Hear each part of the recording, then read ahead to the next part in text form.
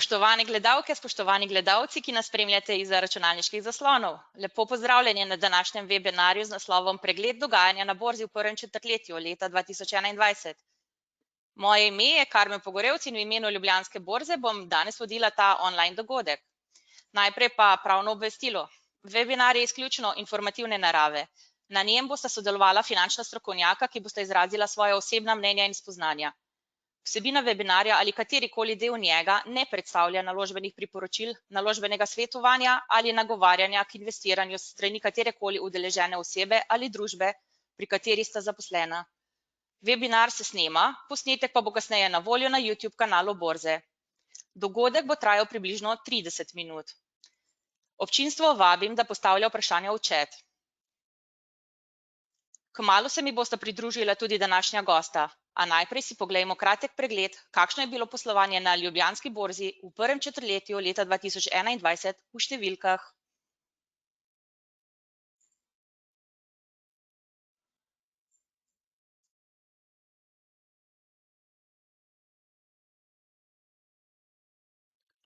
Najprej si poglejmo gibanje tržne kapitalizacije.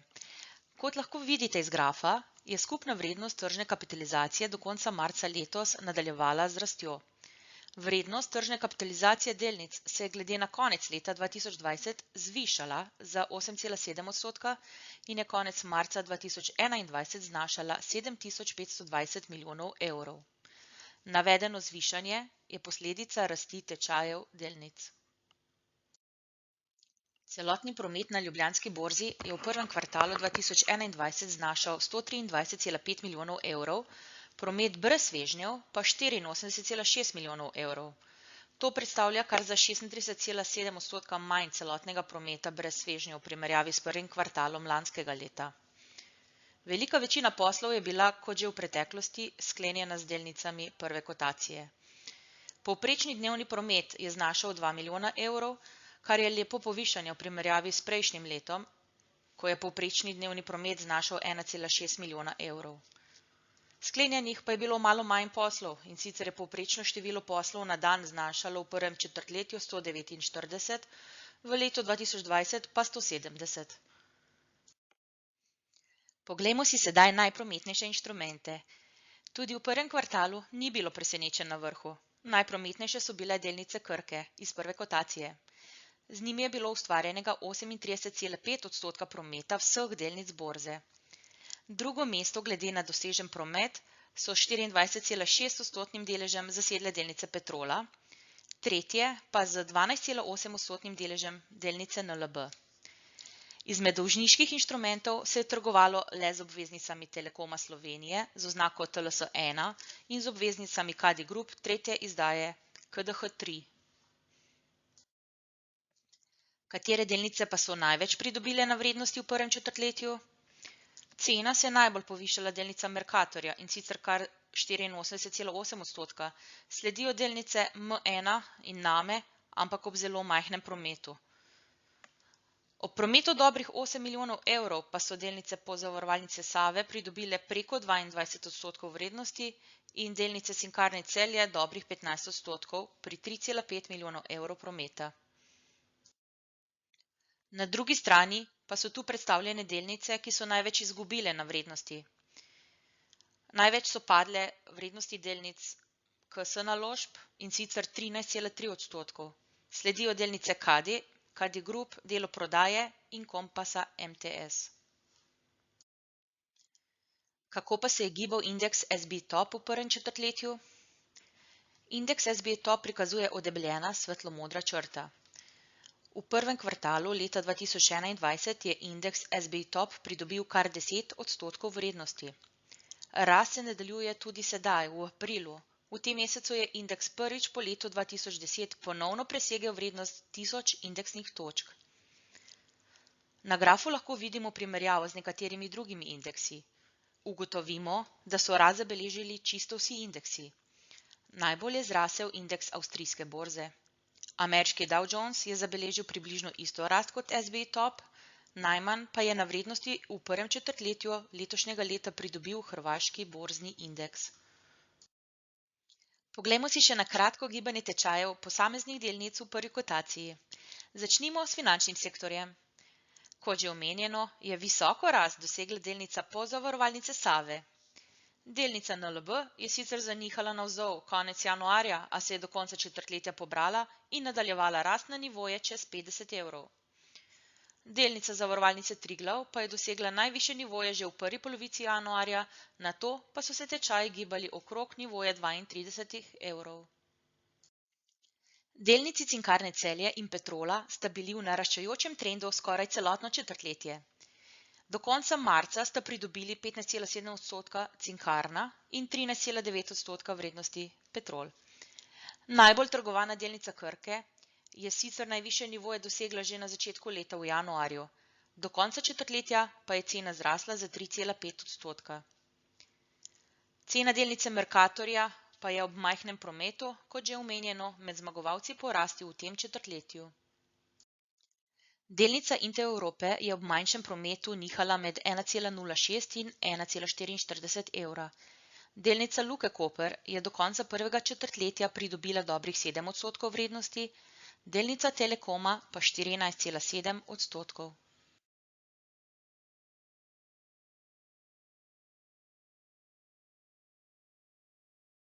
Sedaj pa je čas, da se nam pridružita današnja gosta, ki bosta pokomentirala dogajanje na trgu.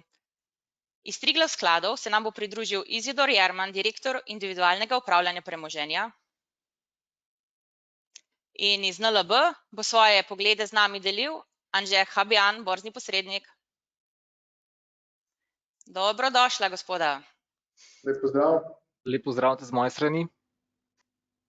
Pa bi kar začeli. Naj vaju najprej prosim za komentar videnih številk in grafov. Gospod Jerman, bi začeli kar vi?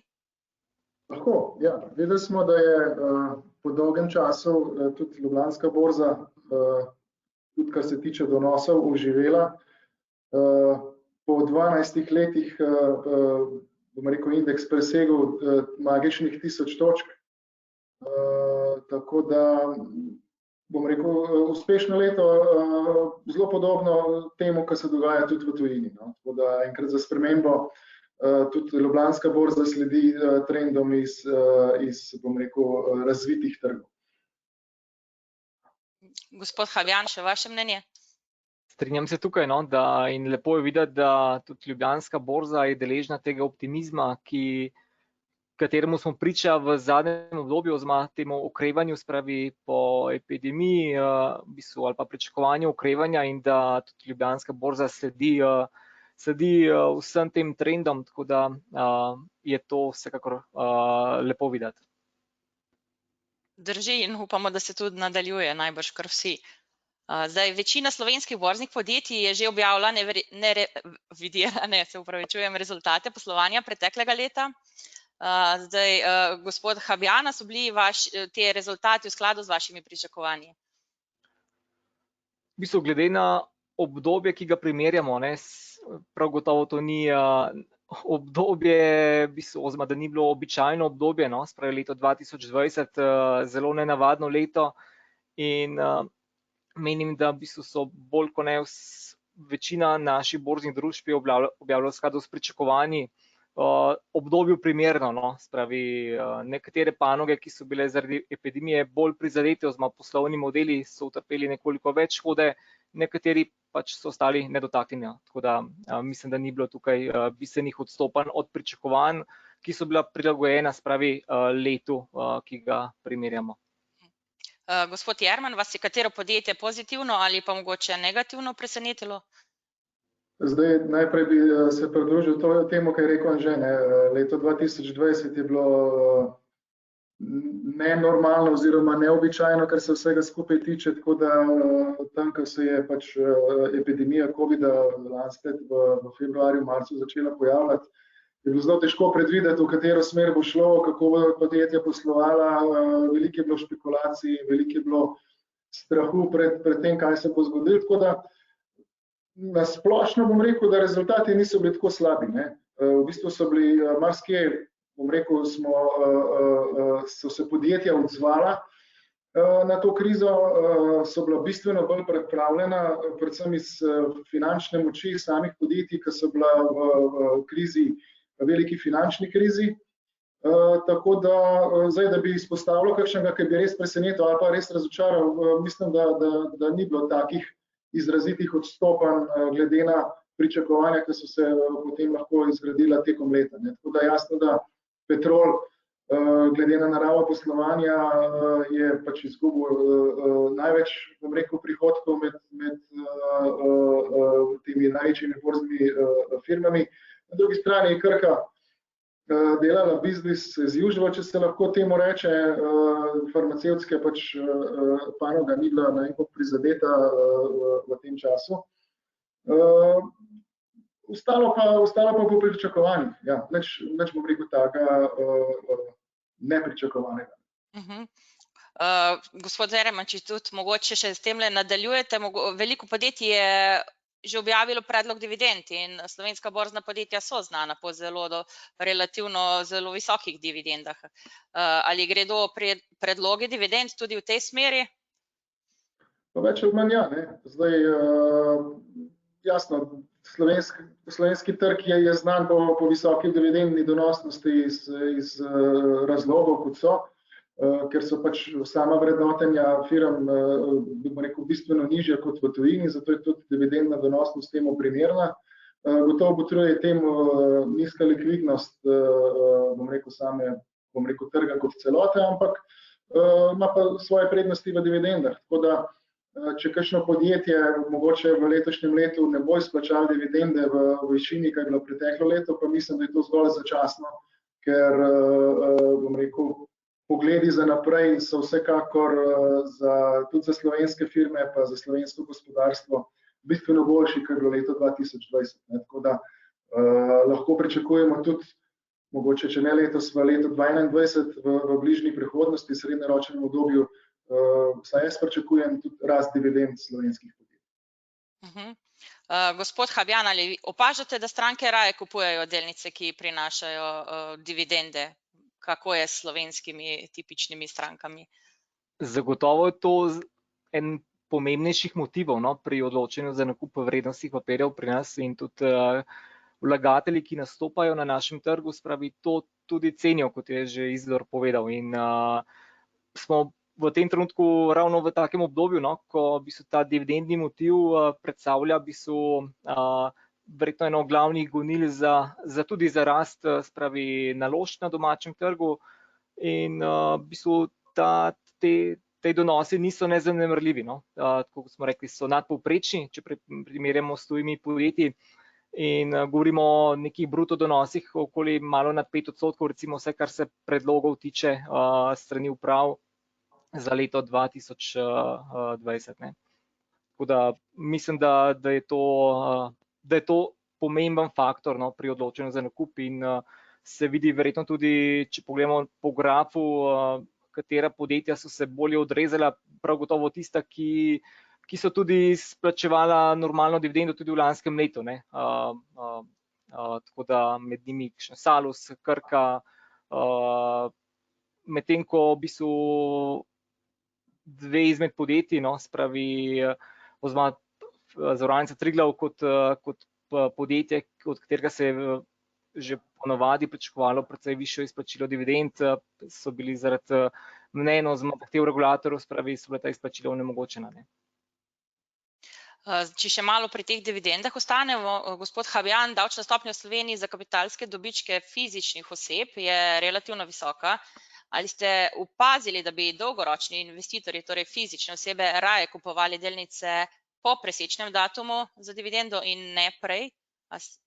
Bi rekel, da prej prevlada ta pozitivni dividendni motiv in želja po dividendi, spravi v tem domačem okolju.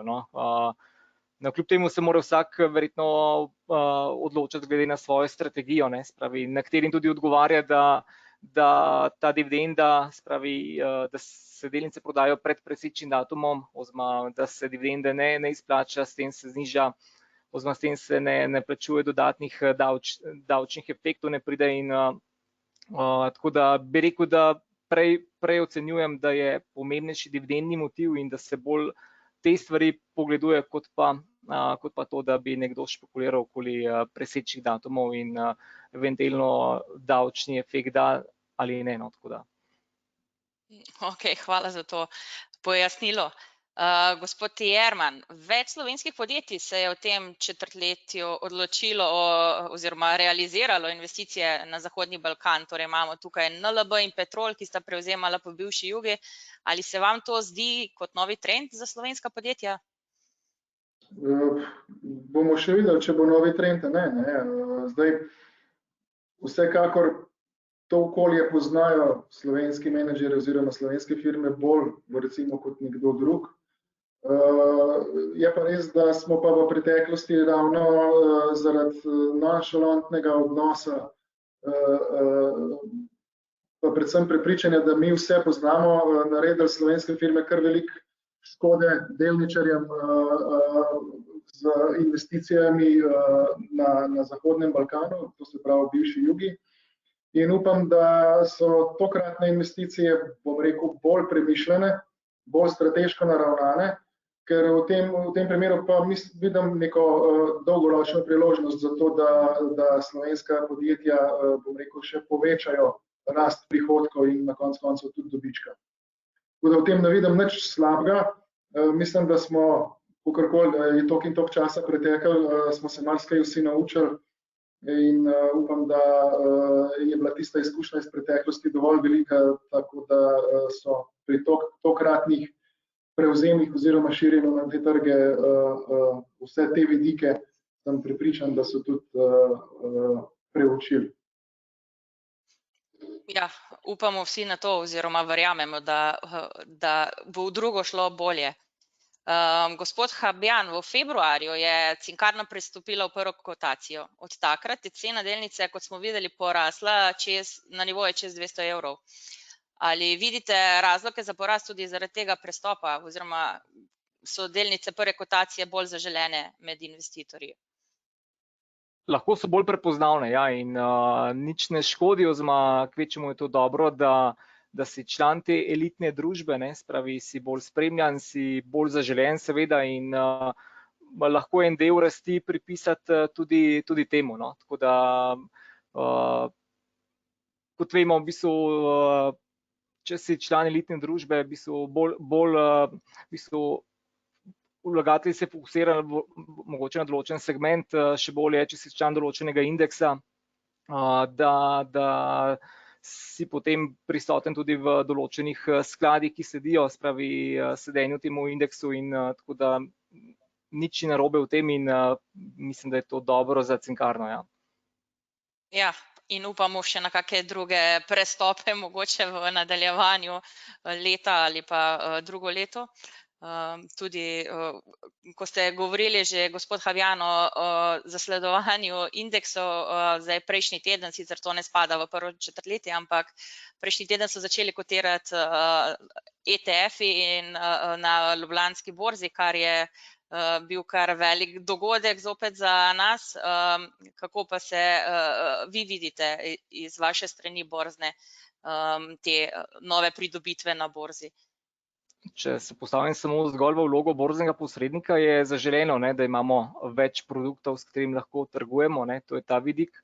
Medtem ko za vlagatelje spravi lahko to neka alternativa, oziroma v bistvu, ki v bistvu gre v smer, podobno smer, kot so produkti vzajemnih skladov vezani na ta segment trga, ne, in zdaj čas bo verjetno pokazal, ne, kateremu upravljalcu ljudje bolj zaupajo oziroma prepoznajo. Sigurno je to trend ETF-ov na svetu prisoten in v bistvu se hitro širi ta segment in prav je verjetno, ne, da tudi v bistvu je ponudba tovrstnega ETF-a pri nas, no. Ja, sicer najbrž to ni iz enega vidika tudi kot konkurenčni, ampak mogoče lahko celo komplementarni produkt, torej za vlagatelje, da so lahko izpostavljeni in enim in drugim skladom. Gospod Izidor, ali se vam zdijo delnice slovenskih podjetij primerne za vključitev v portfelje skladov oziroma za te individualne portfelje investitorjev? So, do določene mere so, ne. Vse je treba gledati v luči same likvidnosti, bom rekel, velikosti samega trga, tako da zdaj če se nekdo odloči oziroma bi rad to imel, absolutno mi tudi to ponujamo. In tle ne vidim nobenih težav, da določenim vlagateljem, če imajo to željo, to naredimo. Lahko tudi konec koncev, če vidimo, prepoznamo neko podcenjenost posamezne firme, vključimo pač tudi kot del globalnega portfelja, bom rekel, 1 do 2 delnici. Tle ne vidim nobenih težav. Tako da vse je odvisno od pričakovanih donosov oziroma perspektive vsega tega, kar daš na mizo vse skupaj. Zdaj, če se vrnemo bolj konkretnim dogodkom, ki so se zgodili še v tem prvem četrtletju. V tujini je bil zelo odmeven dogodek, sicer blokada Sueškega prekopa. Bi znala ta blokada imeti tudi vpliv na slovenska podjetja za recimo srednji rok ali pa mogoče daljši? Kako se je to odrazilo pri Luki Koper pa Petrolu, ki sta bila mogoče najbolj povezana s tem? Gospod Habjan, kako bi komentirali? Tukaj v bistvu mislim, da je Luka Koper že neko informacijo nam dala, da te ladje, ki so čakale pred Sueškim prekopom, da so že priplule v samo pristanišče in da niso imeli težav z njimi. Je pa res, da so se ustavile tudi že predhodno v ostalih sredozemskih pristaniščih, tako da neke gužve na samem sidru niso imeli, to je njihova informacija. Zdaj, že odprej poznamo motnje v tej celotni logistični verigi, spravi rast cen kontejnerskih prevozov, motnja, ki je nastala že pred tem. Mislim, da je to bolj odločujoče, spravi za celotno ekonomijo, kot verjetno ta v bistvu enotedenska blokada prekopa, ki mislim, da bo ta zaostanek se slej ko prej nadomestil. Verjetno Luka Koper tista prva, medtem ko pri Petrolu mislim, da ni to ključen faktor za motnje v poslovanju. Da bi se to poznalo na srednji rok. Ko smo že stopili malo v tujino, imamo zdaj Ameriko, ki znatno bolje izvaja politiko cepljenja kot Evropa in se zaradi tega tudi tam pričakuje hitrejše okrevanje gospodarstva.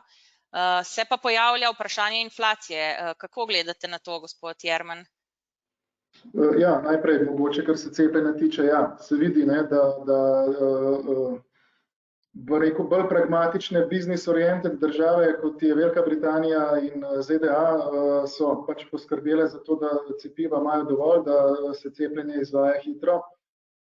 Zadnji podatki oziroma to, kar lahko spremljamo, se tudi vidi, da pač večja precepljenost pomeni hitrejše odpiranje gospodarstva in ZDA, mislim, da v tem trenutku je, mislim, da 95% vse laufa tako kot pred samo pandemijo. Kakšne izjeme so še mogoče, imajo določene restrikcije, ampak vidimo, da je to pot, tako da mislim, da v Evropi moramo temu slediti. Zdaj, kar se pa tiče tega vprašanja, kar se tiče inflacije, je pa to, bom rekel, bolj kompleksno vprašanje. Ni preprosto govoriti z enim od 2 stavkov. Bom vsem poskušal. Na mizi je ogromno likvidnosti. Na eni strani centralne banke zagotavljajo še vedno, bom rekel, presežno likvidnost na trgu in v tem delu skrbijo, da obrestne mere ne gredo previsoko, oziroma tudi yieldi sicer gredo že malo više, predvsem v ZDA, ne pa še niso na neki kritični ravni. Na drugi strani imamo predvsem v ZDA, predvidevam, da tudi v Evropi kaj podobnega enkrat pride, tako imenovani stimulus, zdaj že 3. paket koronskega stimulusa, ki ga je Bidenova administracija napovedala, ki je, bom rekel, bolj osredotočen v času po sami pandemiji korone, to se pravi razvojno naravnan.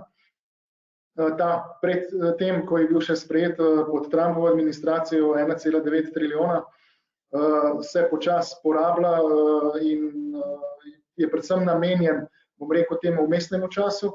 Tako da to so vsi dejavniki, ki lahko imajo za posledico povišano inflacijo. Bom rekel, kratkoročno se že vidi, saj v ZDA je inflacija višja. Zdaj, to še ne pomeni, da bomo imeli neke inflacijske težave v bližnji prihodnosti. Potem tretji del, ki pa še ni aktiviran, so pa prihranki so pa, bom rekel, nadpovprečno visoki prihranki ameriških potrošnikov, kakor tudi evropskih, ki smo v času korone trošili manj, to smo videli, zato so tudi BDP-ji padali in se je ta, bom rekel, kreditni potencial bank je trenutno zgodovinsko skoraj na najvišji ravni. Ne. In ko enkrat vse skupaj zaženemo, lahko vidimo v bližnji prihodnosti, ne govorim o letu 2021, niti ne mogoče v letu 2022, kar pa mogoče potem v neki srednjeročni prihodnosti višjo inflacijo. Ker treba je vedeti, da letos bodo gospodarstva v ZDA, trenutno so napovedi tam 6,6 do 7% rast BDP-ja, na Kitajskem 8%, v Evropi tudi okrog 5%. Za leto 2022 so napovedani tudi nadpovprečno visoke rasti BDP-jev.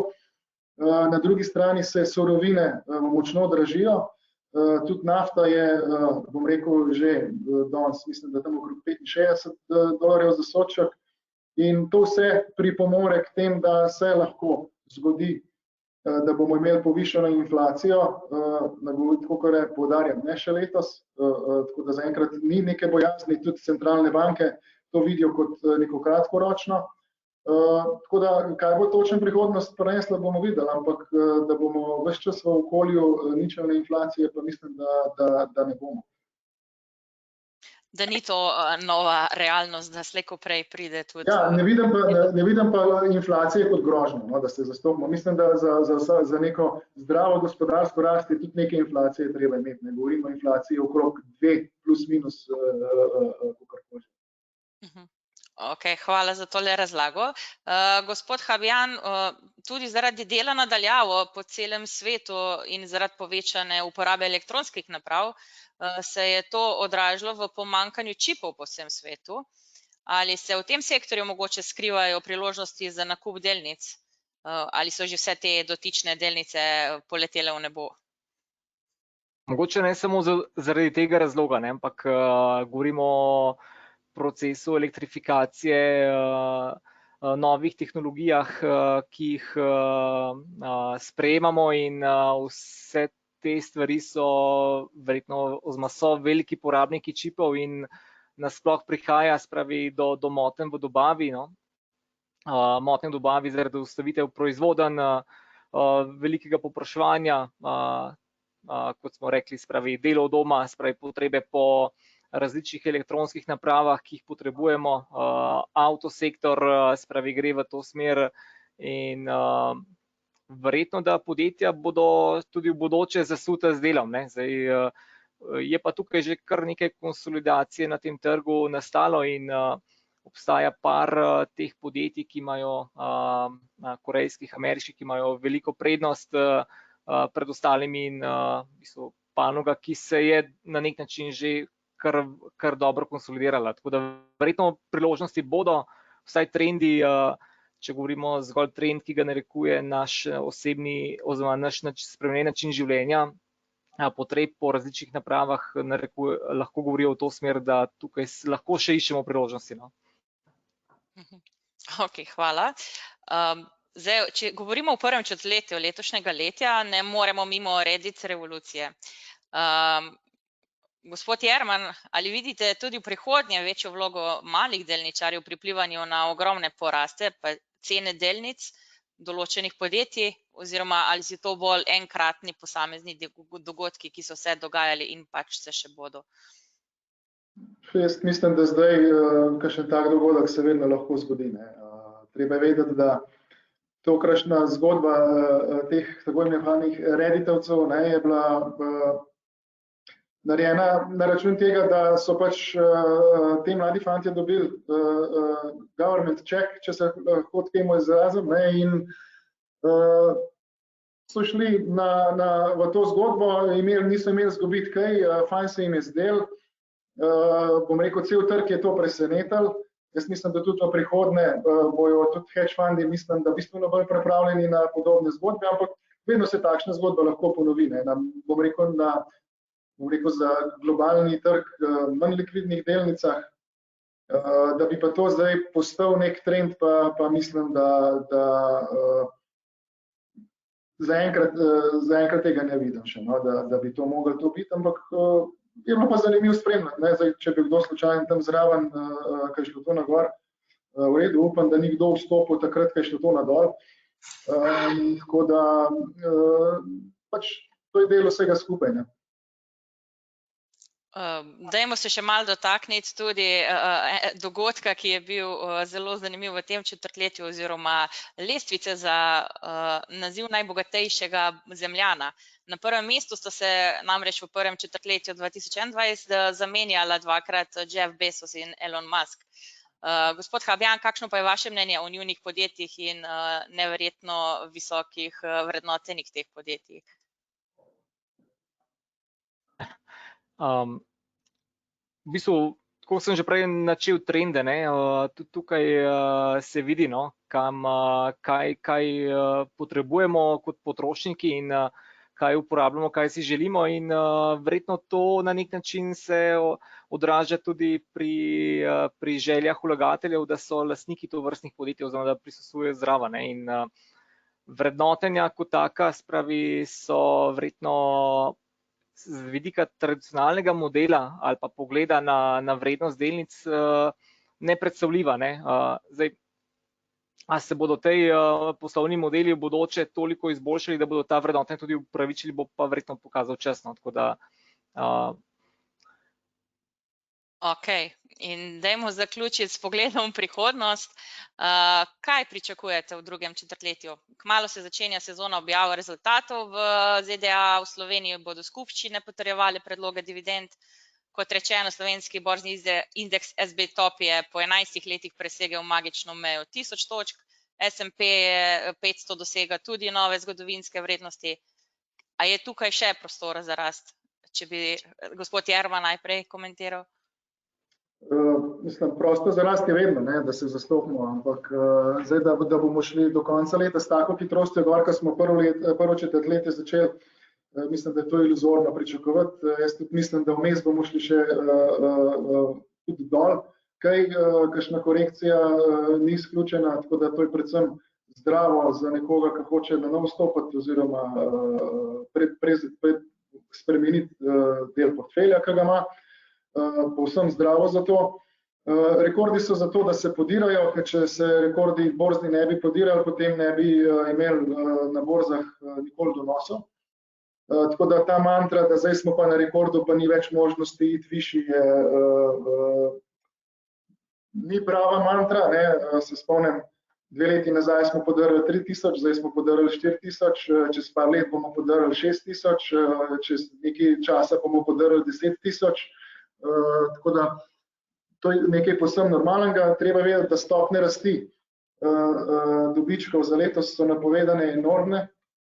Samo v ZDA mislim, da okrog 25%, v Evropi celo tam okrog 30-40%, tako da vrednotenja so, bom rekel, trenutno malo višja kot v preteklosti. Treba je vedeti, da na drugi strani imamo nične obrestne mere in ko vse skupaj damo, vedno je priložnost za rast. Zdaj, da bo, tako kot sem rekel še enkrat, jaz ne pričakujem, da bomo rasli s tako hitrostjo, kot smo prvo četrtletje.